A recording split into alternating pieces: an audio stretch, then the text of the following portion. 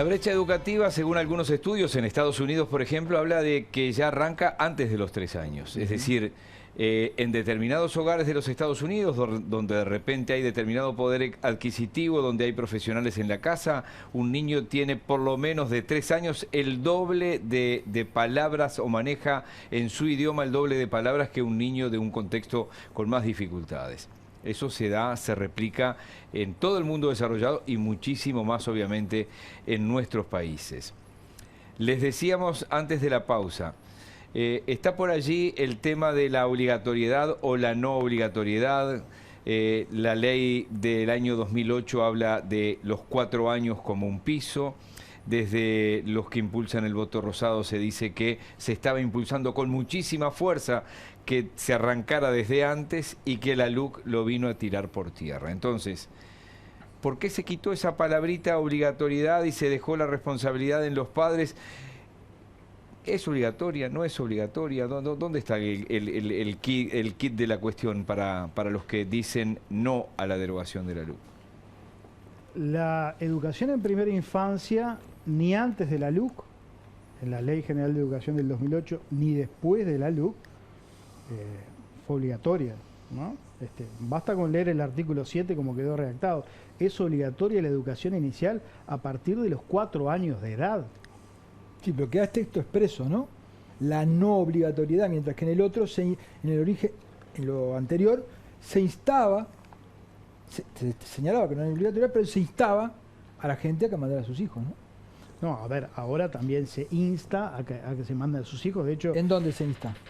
Bueno, están los CAIF. En Instagram. Pero están los CAIF, hay una fuerte inversión que votamos en la última Estamos hablando de la ley, diputado, de la ley. En la ley se dice a texto expreso que no es obligatoria. Pero tampoco era obligatoria Pero antes. no se señalaba con esta claridad. En la ley anterior se señalaba, se establecía que la responsabilidad de los padres. Exacto, a inscribir. se convocaba, en el texto se convocaba a mandar a los niños a tercer año. Se decía que no era, no era. No era. En la ley anterior no se convocaba nada. No había referencia en relación a que era obligatorio. Había una referencia, sí, estás equivocado, que hablaba de que se iba a atender a la universalización. Exactamente. ¿Sí?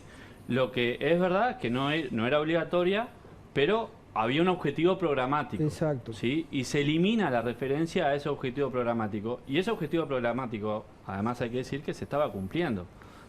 Pero simplemente yo espero a mi tiempo, pero a ver, realmente se le quita la obligación, quita la obligación y se dice que ahora colaborarán. Ya no solo porque acá está la confusión de, digamos, los artículos referidos a los 3 años y el artículo referido a la obligatoriedad de todo el sistema. Lo que pasa es que también ustedes, cuando digo ustedes, lo que dicen sí a la derogación, están diciendo que se quitó la obligatoriedad. Es que se quitó. Lo que pasa es que la gente se confunde y dice... No faltemos a la verdad. No se quitó. Pero nunca estuvo. No, perdón. Nunca estuvo. Son dos aspectos. Nunca estuvo. Lo que pasaba que en la anterior, por esa frase, uno podía intuir que el espíritu era que se caminaba hacia. No me estoy explicando. Y ahora tenemos que retomar el tiempo. Es muy corto. Vamos a leer el artículo, cómo quedó redactado para disipar todas las dudas.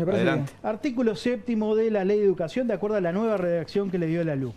Es obligatoria la educación inicial a partir de los 4 años de edad, la educación primaria y la educación media.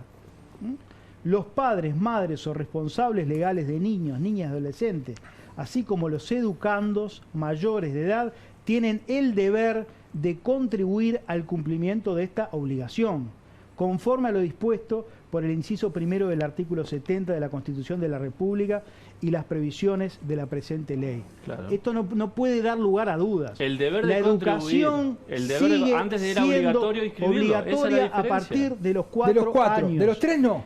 De los 3 tampoco lo fue antes. No, pero estamos hablando de la ley. Estamos hablando de la ley. Uno piensa que elaboró esta ley, nunca leyó nada de neurociencia, que hace 20 años dice que los niños se socializan entre los 0 y los 3 años y que todos los países desarrollados han dado pasos hacia una equidad entre las clases altas y las clases bajas gracias a la educación antes de los 3 años. ¿Qué nos pasa? Esa es la pregunta. A ver, hay un debate, yo no soy especialista en temas pedagógicos, pero hay un debate de especialistas en materia pedagógica que establecen que no es conveniente establecer la obligatoriedad para los niños en primera infancia. Lo que sí tiene que hacer el Estado es ofrecer la oferta, y la ofrece en los jardines de la ANEP y fundamentalmente a través del Plan CAIF, ¿no? Otra gran creación del primer gobierno después de la dictadura, ¿no? Que afortunadamente tiene una cobertura y que es un cobijo para la primera infancia. Pero ni fue obligatoria en la Ley de Educación del Frente Amplio, ni es obligatoria ahora. Ahora los defensores del sí del Frente Amplio dicen que se tendía a ir. Bueno, ¿y por qué no reformaron la ley y establecieron la obligatoriedad? ¿Por qué no lo hicieron? Bueno, porque está latente ese debate de especialistas que señalan que no es conveniente preceptivamente establecer la obligatoriedad para la primera infancia por razones que tienen que ver con cuestiones sociales. Me dice el bar que tenés un minuto más por todas las interrupciones. Entonces, ¿qué es lo que tiene que ver con cuestiones sociales? Perdóneme. Tiene que ver con cuestiones sociales la obligatoriedad para los menores de 3 años. Y no la tiene para la no obligatoriedad. La no obligatoriedad para los menores de 3 años. Cuestiones sociales que las madres solteras, las madres jefas de hogar, tienen que ir a trabajar. ¿Y qué hacen con el pibe de 2 años? Bueno, no, lo pueden mandar a los CAIF. Sí. Nadie los inhibe, nadie los prohíbe ir a los CAIF. Usted sabe que los CAIF tienen un cupo limitado y que además no todo el mundo tiene acceso al CAIF en el barrio, ¿no? Reconozcamos que hay una gran cobertura. Hay una cobertura importante. Y hay además una fuerte inversión que se va a hacer de $50 millones anuales que votamos el año pasado. O sea, aquí quien quiere mandar a sus hijos menores de 3 años a educación estatal, lo puede hacer a través del Plan CAIF y de los jardines que también tiene la ANEP. Hay recomendaciones pedagógicas, profesionales. ¿Cuál es la capacidad de los CAIF hoy? Bueno, los CAIF tienen una cobertura fundamentalmente en los ¿Usted sectores tiene más idea vulnerables. ¿Tiene idea de cuánto puede captar el CAIF? ¿Cuántos pueden captar los CAIF hoy? Hay muchos niños en el Plan CAIF. ¿Cuántos? No me animaría a decir una cifra, pero sé que estamos hablando de miles de niños. Estamos hablando... Si 3.000 o 12.000, o 18.000 o 24.000 o 39.000. No tiene el dato, ese dato no lo tiene. En el entorno, si mal no me equivoco, de unos 10.000. Ok.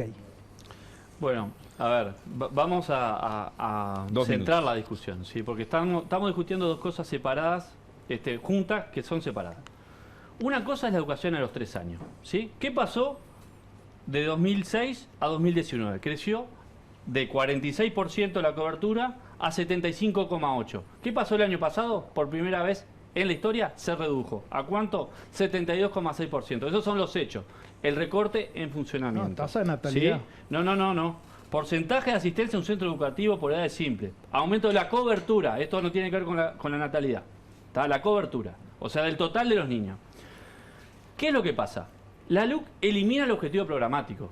Y además dice algo que la ley no decía, que es que no es obligatorio la educación en los 3 años. Eso por un lado. Por otro lado está el debate de la obligación de inscribir a los niños, a las niñas y a los adolescentes, que es la segunda parte que tú leíste, que modifica que justamente antes era obligatorio. ¿Qué dijo el ministro en el Senado? No, que esto era inconstitucional, porque no se le podía obligar a los padres a escribir a los hijos en los centros educativos. Y yo le pregunté, pero ministro, ¿es inconstitucional? ¿Hay algún dictamen de la Suprema Corte de Justicia? ¿Sabe qué me respondió el ministro? No hay ningún dictamen. Entonces, ¿por qué nos sacamos la responsabilidad de arriba? Y está muy bien el discurso. Me perdí me perdí. ¿Cómo que no es obligatorio que los padres inscribamos a los niños si la educación es obligatoria? No, porque lo que dice que contribuirán. Antes era obligatoria la inscripción. ¿Pero un padre puede no inscribir a un hijo? ¿Quién se va a inscribir, el niño de 4 años? No, lo que dice es que contribuirán a ese fin, al fin de que Pero no va de suyo de que los tienen que inscribir. No, porque justamente lo que dijo el ministro, y están las actas en el Parlamento, es que no los podemos obligar. Porque si un padre le quiere dar a su hijo la educación en su casa, tiene el derecho a hacerlo. Eso es lo que dijo el ministro. ¿Y quién le homologa? ¿Dónde está la ley que homologa el estudio en la casa? Bueno, eso pregúnteselo al ministro, porque yo no estoy de acuerdo con eso. ¿Está bien? Lo que dijo el ministro, que había un caso de una familia en España, una familia española que vino a Uruguay, ¿sí? Y que en realidad le dio la razón al Estado. Y déjame terminar con este concepto que me parece importante. Está muy bien discutir esto en Finlandia. Está perfecto. Ahora en Uruguay, donde tenemos la pobreza infantil, no tiene sentido. Vamos a la pregunta. En el Ministerio de Salud Pública los lineamientos políticos los dicta el ministro, no los médicos. En el Ministerio de Economía lo dicta el ministro y sus asesores, que pueden ser economistas o no. ¿Por qué está esa negativa de la izquierda, del Frente Amplio sobre todo, a recuperar el poder político y darle al Ministerio de Educación y Cultura los poderes que la LUC le da? Porque uno votaba el Frente Amplio pensando que los ministros, que el poder político iban a conducir la enseñanza, y resulta que después la enseñanza terminaba conducida por un ente que en el caso del Frente Amplio, por la conformación, estaba integrado por ex sindicalistas, porque tenían que tener 10 años de experiencia en la educación, más los que elegían los docentes. Es decir, era el gobierno de los sindicatos. Y ahora la LUC pretende que el Ministerio de Educación retome el control político. ¿Por qué se oponen a eso? Bueno, primero que la pregunta es capciosa, creo que se dice. Soy experto en capciosidades. No puedo salir de ese lugar, ¿sabes? Porque en realidad no es cierto. ¿Cómo no? Es decir, al presidente de la ANEP le da la venia el Senado y lo propone el Poder Ejecutivo.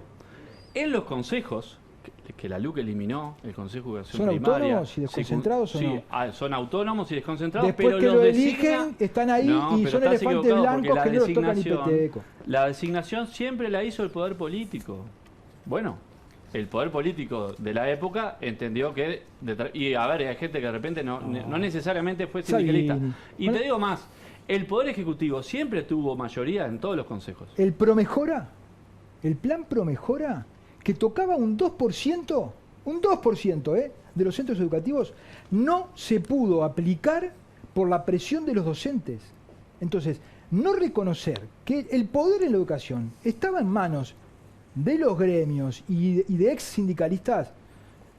Esa es tu lectura. No, yo la es la respeto, realidad. No la comparto. Es la realidad. No. Lo que puede decir usted, yo puedo decir lo que pienso. Puede decir lo que quiera, pero está faltando la verdad si hizo otra cosa. No, claro sí, que no. Está faltando la verdad si usted no reconoce, si usted no reconoce que el poder que los gremios tienen así, tanto por ex como por actuales, fue quien condujo la educación. Usted puede decir, me gusta que eso sea así. No, te voy a decir otra cosa. Te voy a decir lo siguiente, que creo que las transformaciones en materia educativa no tienen que vencer, no son a prepo, se hacen convenciendo. Y te voy a poner un ejemplo, además. Hay cosas que dicen que hay que hacer, que ya se hacen, y que los docentes, estos mismos docentes que vos estás criticando, son las que las llevan adelante. La educación por proyectos, por ejemplo. ¿Y qué pasa si en salud pública los médicos no quieren aplicar el plan que salud pública quiere? No, evidentemente lo hacen en el marco de la normativa que existe. Y si no quieren elegir en ese liceo, no lo hacen. Pero la llevan adelante. No, lo que yo no entiendo, ¿sabe qué es? Que es el único lugar. No se le pregunta a los técnicos de ANCAP a quién se le compra el petróleo. Lo decide el directorio. Es como el único lugar de elefantes blancos donde pensamos que los docentes, por ser docentes, tienen que saber los lineamientos políticos de la educación. Pero el Frente Amplio no pensó lo mismo cuando puso a Miria Filgueira en el MEC. Que así después... le fue. Bueno, así le fue. No, el Frente Amplio, a ver, digo, si no yo lo que digo es lo siguiente. El Frente Amplio puede haber cometido errores en la educación como... No, me pareció que pusieron a Miria Filgueira para tratar de emparejar ese desparpajo. Creo que, a ver, evidentemente los errores que se cometieron no se los pueden achacar a los sindicatos. Es más, el gobierno siempre tuvo las mayorías en el CODICEN. Siempre tuvo 3 representantes y 2 representantes docentes. Entonces, es un camino corto echarle la culpa a... a los sindicatos. Si tuvieron que sacar 2 veces al presidente porque no daba mayoría, ¿usted se olvida eso? Bueno, y luego se votó una ley en donde se habilitaba el voto doble al presidente. Tuvieron que modificar sobre la marcha, por eso le digo, pero es así. Es así. Está bien. Bueno. Hay 2 minutos para Schifani. Sí, no, yo quiero decir alguna... No estamos hablando de la luz. Yo quiero decir alguna cosa sobre la obligatoriedad, ¿no? Porque aquí además se dijo, de un modo absolutamente falso, de que se eliminaba la obligatoriedad de la educación media, ¿no? A partir de la LUC, cosa que no es así. La educación sigue siendo obligatoria de los 4 hasta 6º año de liceo, ¿no? La educación media superior. Esto está escrito en volantes del SI que andan circulando. Pero además, la obligación de inscribir a los hijos en las instituciones educativas emerge de la propia Constitución. O sea, si la educación es obligatoria, de acuerdo al artículo 70 de la Constitución, ¿cómo se materializa esa obligatoriedad?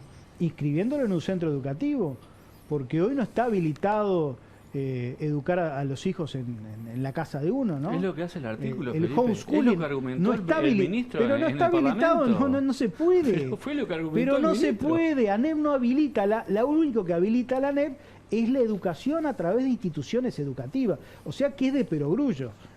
Para cumplir con la obligatoriedad, para cumplir con el precepto constitucional, hay que anotar a los hijos en la escuela. O sea, acá se están estirando de una forma los argumentos que realmente pero fue el es argumento insólito, que dio el ministro, ¿no? Hay un perdóname chicle que te lo argumental diga, pero fantástico. no lo inventé pero yo. vayamos a las normas, hay que estudiar las normas. El Código de la Niñez y la Adolescencia, aprobado en el año 2004, artículo 16, de los deberes de los padres. Son deberes de los padres y responsables de los niños y adolescentes. H. Velar por la asistencia regular a los centros de estudio y participación en el proceso educativo. ¿Te dice que se está cumpliendo eso? ¿Están yendo a las casas a decir a los padres, ¿qué hace el pibe en la esquina? Pidiendo monedas y limpiando vidrios. ¿Está haciendo eso? Bueno, es una tarea que intenta hacer la administración a través de distintos mecanismos, como los docentes comunitarios. Eso que usted leyó establece una cierta obligatoriedad por parte del Estado, ¿verdad? Totalmente. Estaban omisos el Estado, entonces, en eso. Bueno, porque si no reconocemos los errores, nunca vamos a mejorar, ¿no? Bueno, yo creo que desde la propia administración de la educación se intenta llegar a aquellas familias que no envían a sus hijos a las instituciones. El mecanismo de las asignaciones familiares es un mecanismo que tiende justamente a motivar a los padres a que envíen a sus hijos, pero me parece que hay normativa que establece esa obligatoriedad. Pero además, eso de la inscripción, que sí tiene un tema constitucional, surge en el año 2008. Sostener que deja de ser obligatoria la educación por eso es sostener que desde la reforma vareliana en 1877 hasta el año 2008, en el que se sancionó la educación en este país no es obligatoria. O sea, es ciertamente ridículo. Tenemos que hacer otra pausa. Tenemos que hacer otra pausa. Hay otros temas que sí están contenidos en la LUC. De casi 80 artículos, son 34 que se quieren derogar. Así que ya seguimos con nuestros invitados de hoy.